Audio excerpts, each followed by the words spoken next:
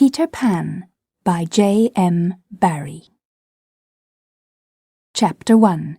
Peter Breaks Through. All children, except one, grow up. They soon know that they will grow up, and the way Wendy knew was this. One day, when she was 2 years old, she was playing in a garden, and she plucked another flower and ran with it to her mother. I suppose she must have looked rather delightful, for Mrs. Darling put her hand to her heart and cried, "Oh, why can't you remain like this forever?" This was all that passed between them on the subject, but henceforth Wendy knew that she must grow up. You always know after you are 2. 2 is the beginning of the end. Of course, they lived at 14, and until Wendy came, her mother was the chief one.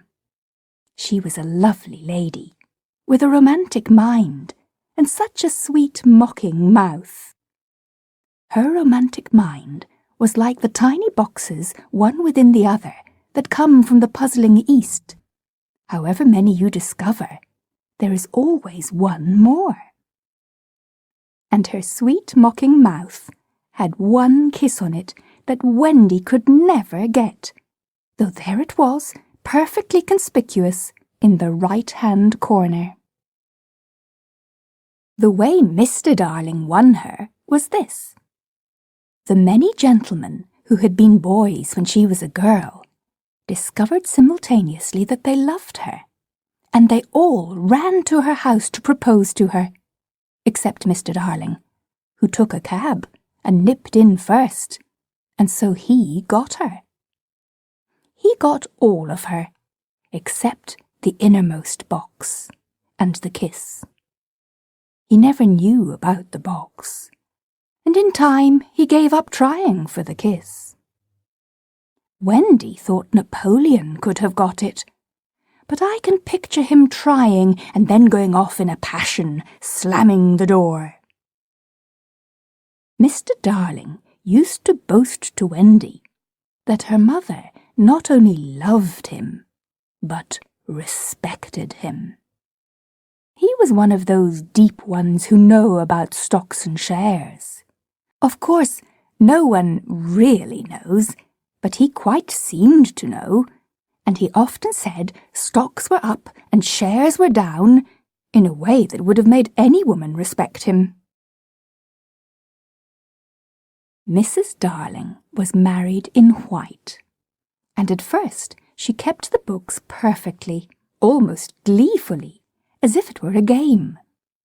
Not so much as a Brussels sprout was missing. But by and by, whole cauliflowers dropped out, and instead of them, there were pictures of babies without faces.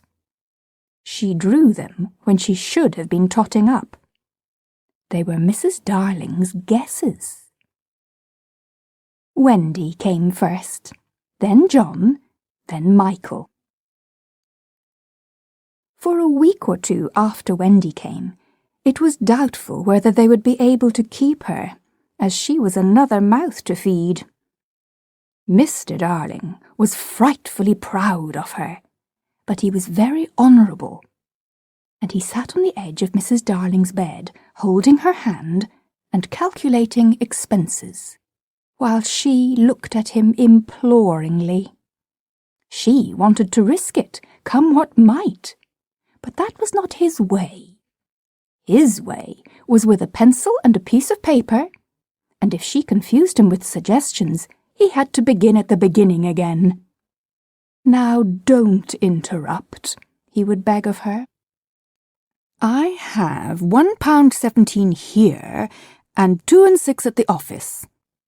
I can cut off my coffee at the office, say 10 shillings, making 2 9 6. With your 18 3 makes 397. With 500 in my checkbook makes 897. Who is that moving? 897 dot and carry 7. Don't speak, my own.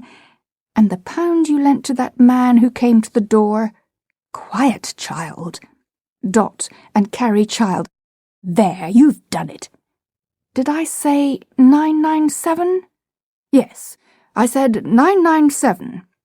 The question is, can we try it for a year on 997? Of course we can, George, she cried. But she was prejudiced in Wendy's favour, and he was really the grander character of the two.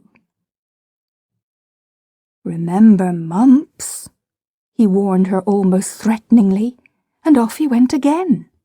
Mumps, £1. That is what I've put down, but I dare say it'll be more like 30 shillings. Don't speak. Measles, 1/5.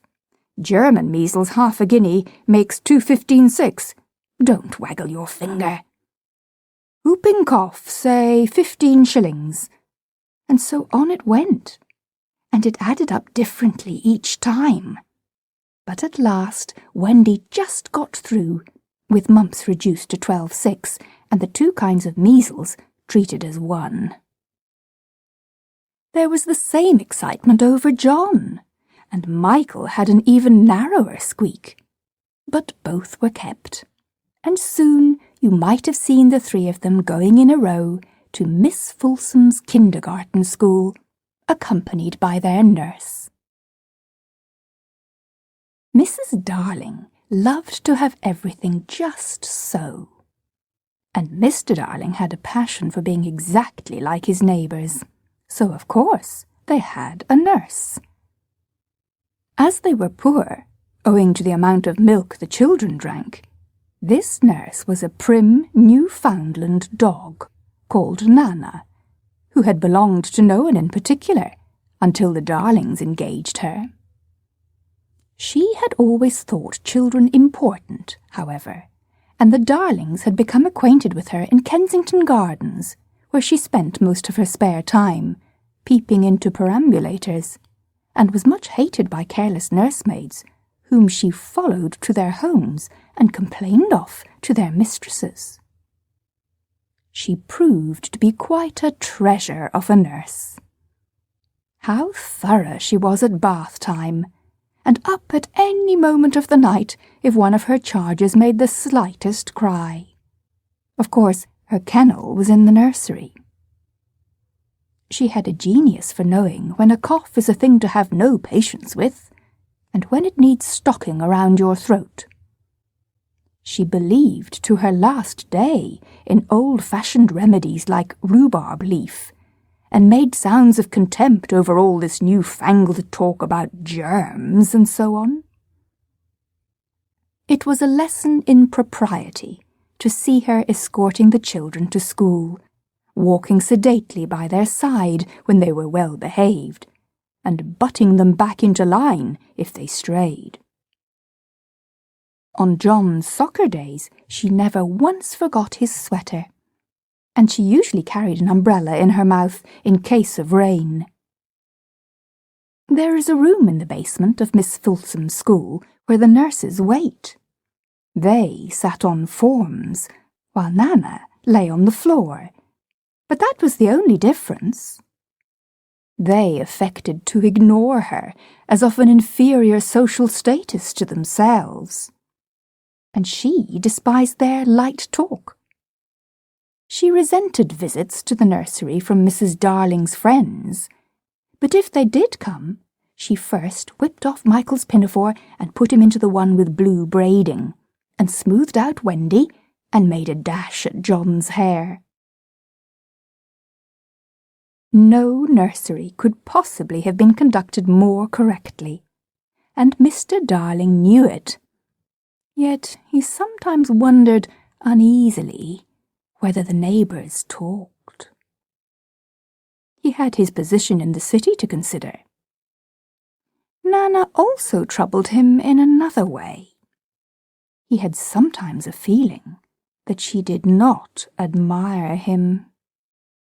"I know she admires you tremendously, George," Mrs. Darling would assure him, and then she would sign to the children to be specially nice to father. Lovely dances followed, in which the only other servant, Liza, was sometimes allowed to join. Such a midget she looked in her long skirt and maid's cap, though she had sworn when engaged that she would never see 10 again. The gaiety of these romps! And gayest of all was Mrs. Darling, who would pirouette so wildly that all you could see of her was the kiss. And then, if you had dashed at her, you might have got it. There never was a simpler, happier family. Until the coming of Peter Pan.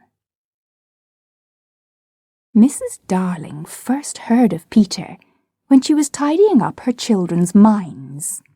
It is the nightly custom of every good mother, after her children are asleep, to rummage in their minds and put things straight for next morning, repacking into their proper places the many articles that have wandered during the day.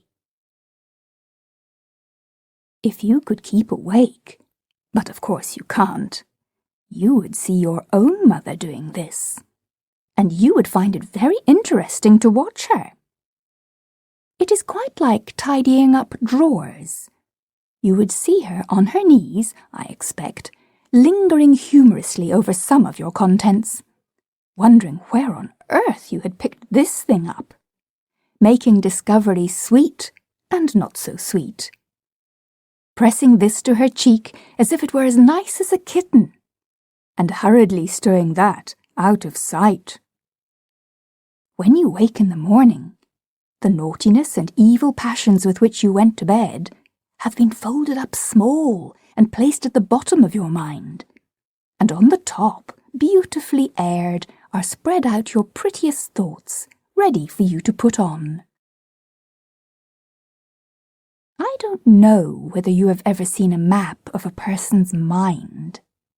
Doctors sometimes draw maps of other parts of you, and your own map can become intensely interesting.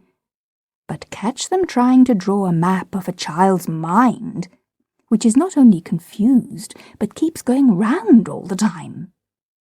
There are zigzag lines on it, just like your temperature on a card. And these are probably roads in the island. For the Neverland is always, more or less, an island, with astonishing splashes of colour here and there, and coral reefs, and rakish-looking craft in the offing, and savages, and lonely lairs, and gnomes who are mostly tailors, and caves through which a river runs, and princes with 6 elder brothers, and a hut fast going to decay, and one very small old lady with a hooked nose. It would be an easy map if that were all. But there is also first day at school, religion, fathers, the round pond, needlework, murders, hangings, verbs that take the dative, chocolate pudding day, getting into braces, say 99, 3p for pulling out your tooth yourself, and so on. And either these are part of the island, or they are another map showing through, and it is all rather confusing, especially as nothing will stand still. Of course, the Neverlands vary a good deal. John's, for instance, had a lagoon with flamingos flying over it, at which John was shooting, while Michael, who was very small, had a flamingo with lagoons flying over it. John lived in a boat turned upside down on the sands, Michael in a wigwam, Wendy in a house of leaves deftly sewn together. John had no friends. Michael had friends at night. Wendy had a pet wolf forsaken by its parents. But on the whole, the Neverlands have a family resemblance. And if they stood in a row, you could say of them that they have each other's nose and so forth. On these magic shores, children at play are forever beaching their coracles. We, too, have been there. We can still hear the sound of the surf, though we shall land no more. Of all delectable islands, the Neverland is the snuggest and most compact. Not large and sprawly, you know, with tedious distance between one adventure and another, but nicely crammed. When you play at it by day, with the chairs and tablecloth, it is not in the least alarming. But in the 2 minutes before you go to sleep, it becomes very nearly real. That is why there are night lights. Occasionally, in her travels through her children's minds, Mrs. Darling found things she could not understand. And of these, quite the most perplexing was the word Peter. She knew of no Peter, and yet he was here and there in John and Michael's minds, while Wendy's began to be scrawled all over with him.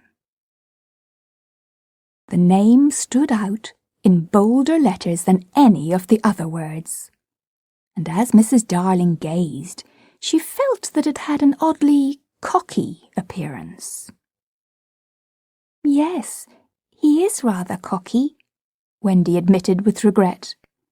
Her mother had been questioning her. "But who is he, my pet?" "He is Peter Pan, you know, Mother."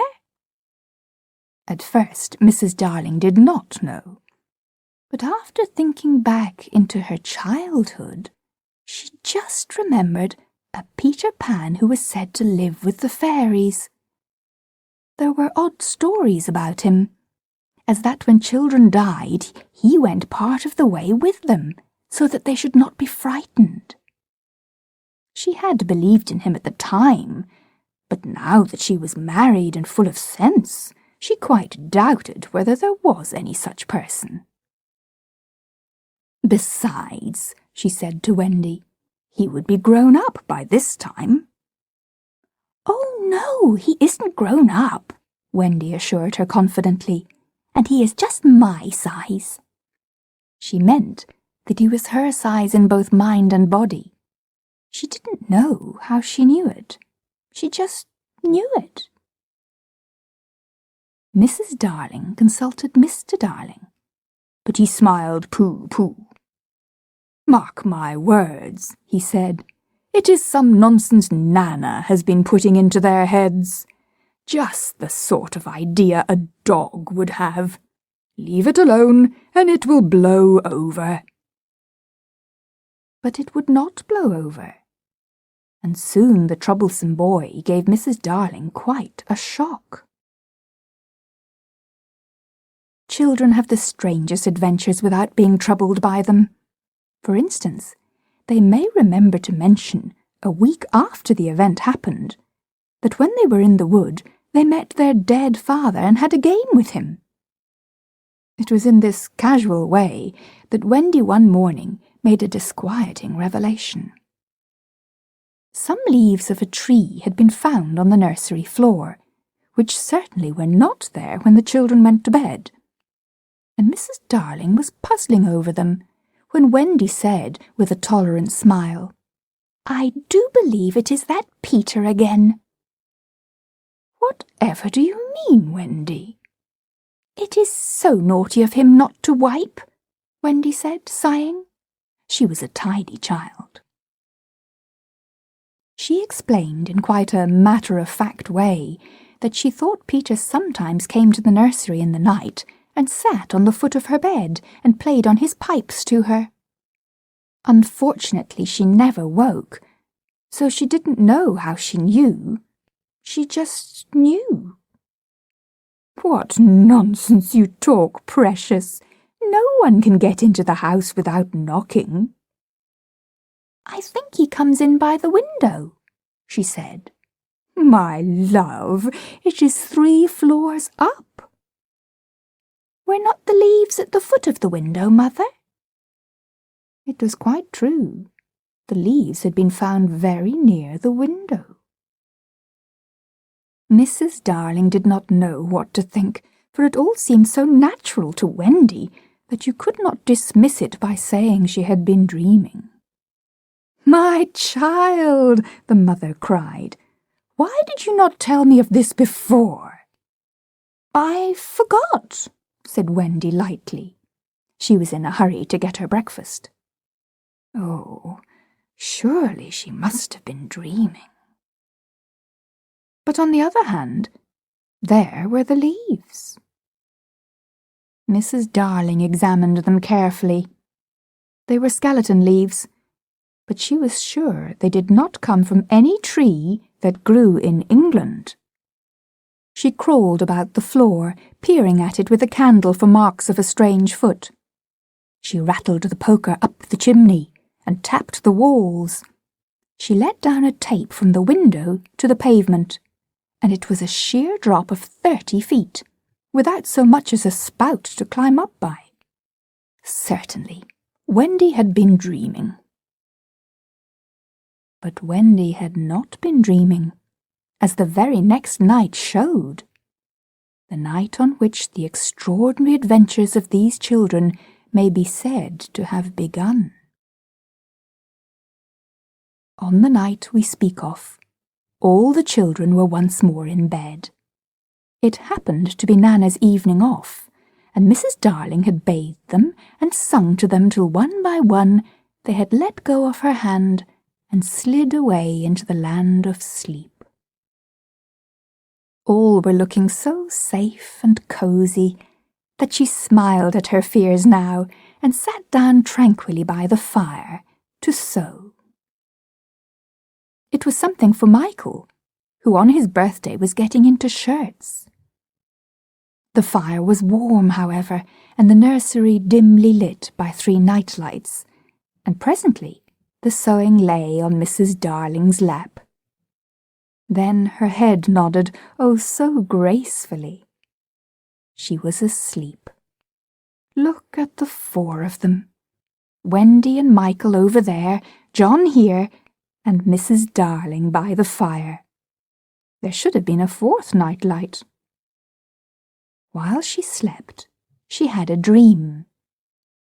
She dreamt that the Neverland had come too near, and that a strange boy had broken through from it. He did not alarm her, for she thought she had seen him before in the faces of many women who have no children. Perhaps he is to be found in the faces of some mothers also, but in her dream he had rent the film that obscures the Neverland, and she saw Wendy and John and Michael peeping through the gap. The dream by itself would have been a trifle, but while she was dreaming, the window of the nursery blew open, and a boy did drop on the floor. He was accompanied by a strange light, no bigger than your fist, which darted about the room like a living thing, and I think it must have been this light that wakened Mrs. Darling. She started up with a cry and saw the boy, and somehow she knew at once that he was Peter Pan. If you or I or Wendy had been there, we should have seen that he was very like Mrs. Darling's kiss. He was a lovely boy, clad in skeleton leaves and the juices that ooze out of trees. But the most entrancing thing about him was that he had all his first teeth. When he saw she was a grown-up, he gnashed the little pearls at her.